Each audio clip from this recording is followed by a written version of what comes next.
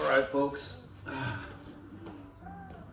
here today to discuss some self-help measures that, if you're anything like myself, might help you sort of navigate the really unsettling world of the music created by Phish. And excuse me, I got a lot of notes here because there's a lot of topics to cover, and I'm going to try to run through, at least touch on most of these in a very limited fashion. Feel free at the end to comment or just reach out to me direct if you have anything to add or you want to share your experience in exposure to listening to Phish. So first I want to say that I'm not here to beat up on Phish. A lot of people like Phish. They seem to have a niche in this world, and that's cool. I'm down for that. I dig it. So again, I don't want to beat up on them. I think they fucking suck really bad. However, a lot of people like them, and who am I? Who am I to tell somebody else what they can and cannot listen to? The problem I have with Phish is it physically makes me ill to listen to. Like I can't do it. So it's kind of always been that way. So what I'm here to do is kind of talk about measures that you can take to keep yourself safe. If you are exposed to Phish, things that you can do to build a tolerance to listening to Phish. Because if you're anything like me, the kind of world you operate in, you may come across Phish heads from time to time. There is a certain level of cross-contamination with Phish heads and your average Dead fan, and you'll never avoid it. They're always around. So what I've been doing is listening to Phish in small doses, and kind of keeping logs of how long I can actually expose myself to Trey's terrible fucking voice in endless noodling. Because in the end, I want to be able to come out of this without feeling the nausea and the headache and the terrible side effects that I get currently from listening to Phish. Because it's out there in the world. It's like if you have a peanut allergy, it's like that really affects people in a very negative way.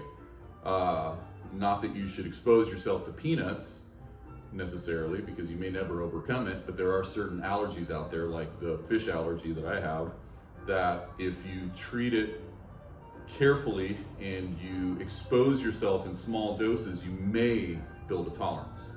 And so that's kind of what I'm here to do. So one of the things that you want to know going into this, and this is important, this is why you want to keep data, is you want to know what your TEL really is. That's your Trey Exposure Limit. So my Trey Exposure Limit right now is about 8 seconds, 9 seconds if I push it. But that's about all I can take before I start feeling really fucking ill. I mean, violently ill.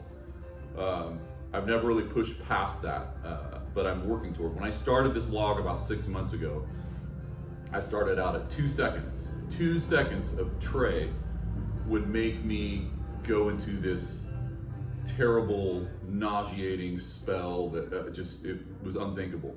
So I've gone from 2 seconds exposure to 7 to 9 relatively comfortably. So that's actually marked progress, and there's data that actually backs that up.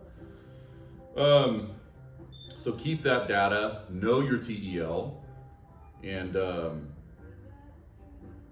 take it in small doses. I've got a bunch of first and second gen Phish tapes that I keep on hand for the very purpose of exposure. Because a lot of Phish heads will be like, well, you're listening to the wrong stuff, or make some other kind of excuse. No, I've got some pretty primo Phish cuts, a lot of really good tracks, really heady stuff that the Phish heads love, and they're all kind of the same to me.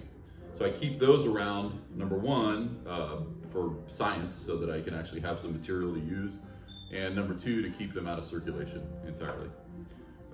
One thing I will warn you about is, if you're doing this like I do, have a dedicated system. In this case, I'm using cassettes. So I have a dedicated little tiny, shitty, terrible, Goodwill, Sony cassette player that I use for these, because one of the things that I learned when I started this a while back, I really like audio equipment. I kind of dig it. and I like the older, somewhat high-end stuff. It just sounds really good to me. But I've completely ruined a couple cassette players from listening to this trash. Because there's this thing that I didn't know about. It is actually a thing.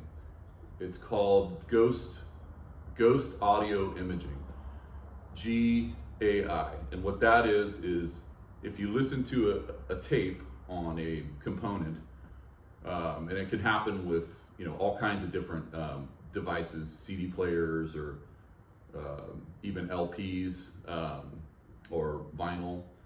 It can the track, the music that you played on that component leaves kind of a ghost signature after the fact, and it can cross over into completely separate cassettes. In other words, if I took a Phish tape and I put it in the cassette player, and I only ran it for, like I said, 7 to 9 seconds at the most, and then I took a Dire Straits cassette and I put it in the machine right afterwards, it's subtle, but you can hear that fucking trash come through a perfectly good Sultans of Swing, for example.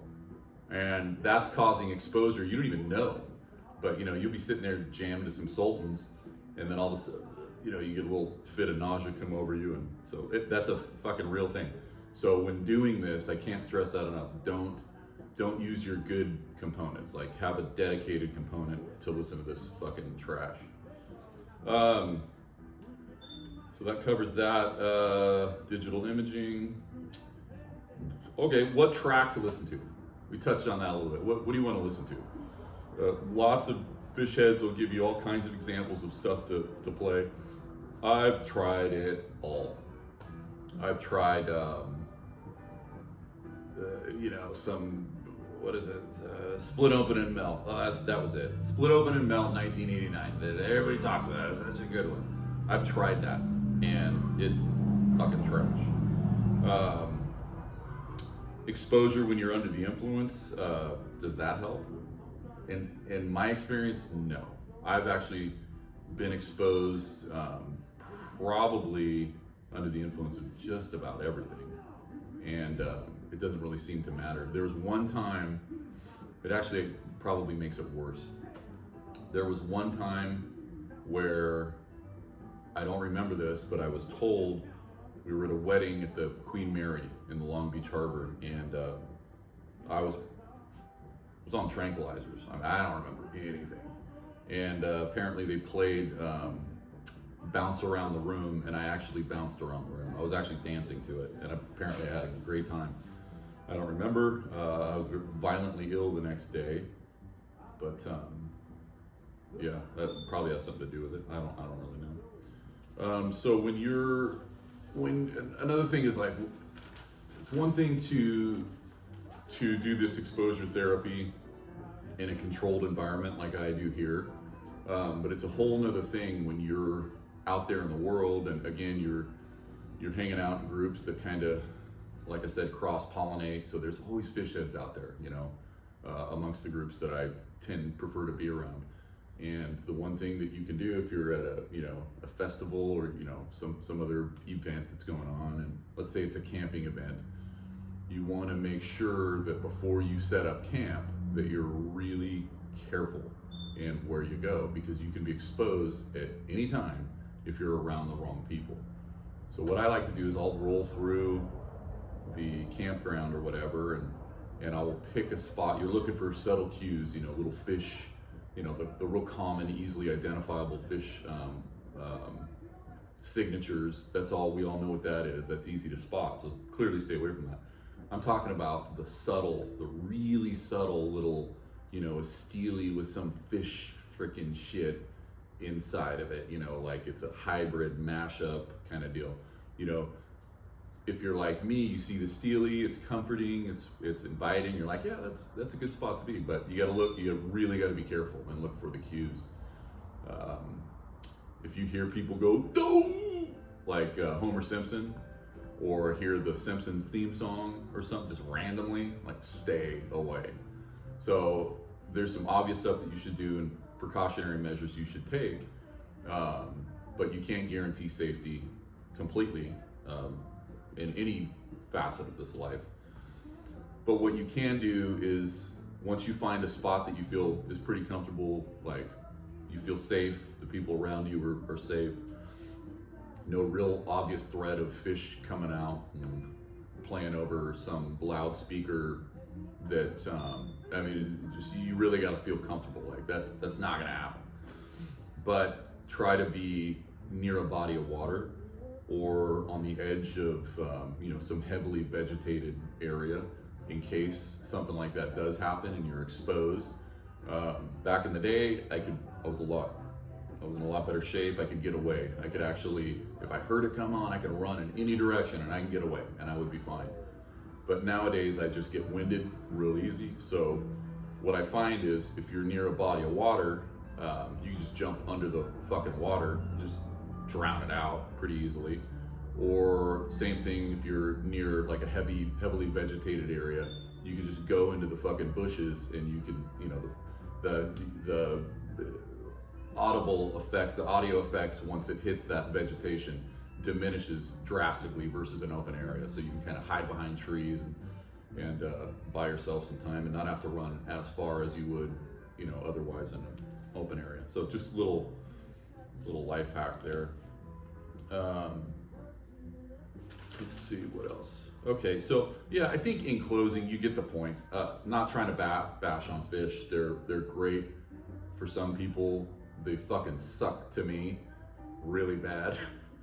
But for other people, you know, they like them. What I'm trying to get at here is, there are methods, there's exposure methods that you can use to try to prevent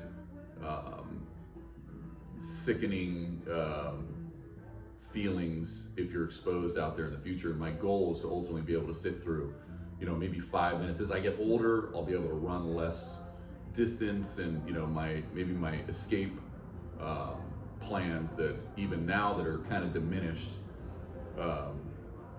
they will continue to diminish, and I'll at some point I might just be stuck, like I can't fucking get away. So the idea is to build this exposure so that you can survive that experience if that does happen to you. Another thing, before you go into this, anytime I do a session, I usually takes about 2 days to recover, but I'll usually, you know, get through a couple 7-second, 8-second sessions in one session, but that physically exhausts me for 3-4 days. Like, I'm done. Like, I cannot hit it again for a while.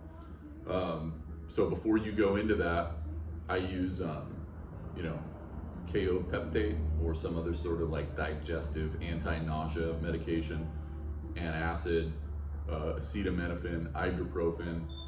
I don't have any right now, but normally I have Narcan with me, and like, you can't be too safe, you know, especially like I said, you know, if you're older like me, you know, it could kill you, and it's good to have some Narcan on hand. Whenever I do these experiments, I make sure my family knows, you know, hey, I'm gonna go out to the shop and I'm gonna run some tests. So, you know, check on me if you don't hear from me in a little while. Fortunately, we haven't had to use Narcan or anything, but it could happen, you know. So stay safe. If you have any questions, like I said, leave some comments, and I'll try to get to you in a timely manner. And just be safe out there. All right. Peace. Life hack.